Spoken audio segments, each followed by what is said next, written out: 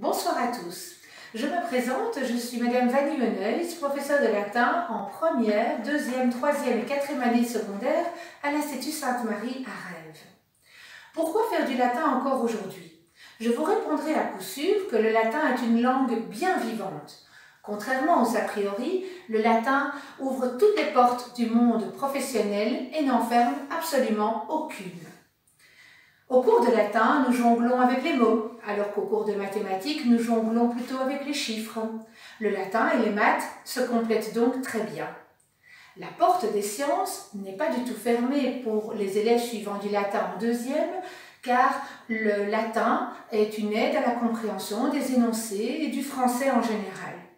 À titre d'exemple, j'aimerais citer Inès Hénen, ancienne élève rhétoricienne à l'ISM de 2019, qui a brillamment réussi son examen d'entrée en médecine ainsi que toute sa session de janvier. Elle m'avait précisé que le latin l'avait beaucoup aidé donc en secondaire et l'avait beaucoup aidé pour ses études supérieures. Elle était en option latin-sciences. Le latin possède un atout considérable pour une maîtrise du français et une culture personnelle élargie. En classe, nous enrichirons le vocabulaire de nos élèves, sachant que 80% des mots français viennent du latin. De plus, lors de la traduction d'une phrase latine, nous faisons appel à toutes les fonctions grammaticales du français.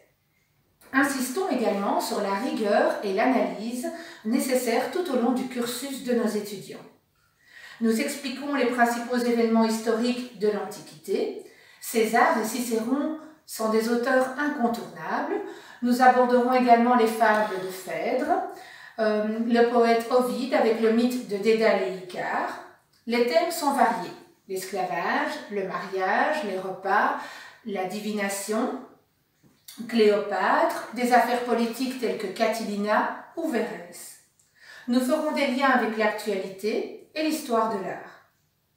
Nous racontons régulièrement des légendes mythologiques comme les 12 travaux d'Hercule ou les voyages d'Ulysse.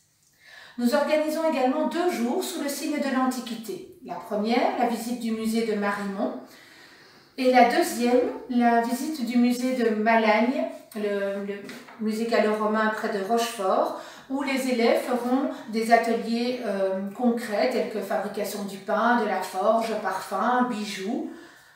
En quatrième, nous partons à Rome. Ce petit voyage permet aux élèves de se rendre compte de la grandeur et de la splendeur de la civilisation antique. J'ajouterai que 100% des élèves ayant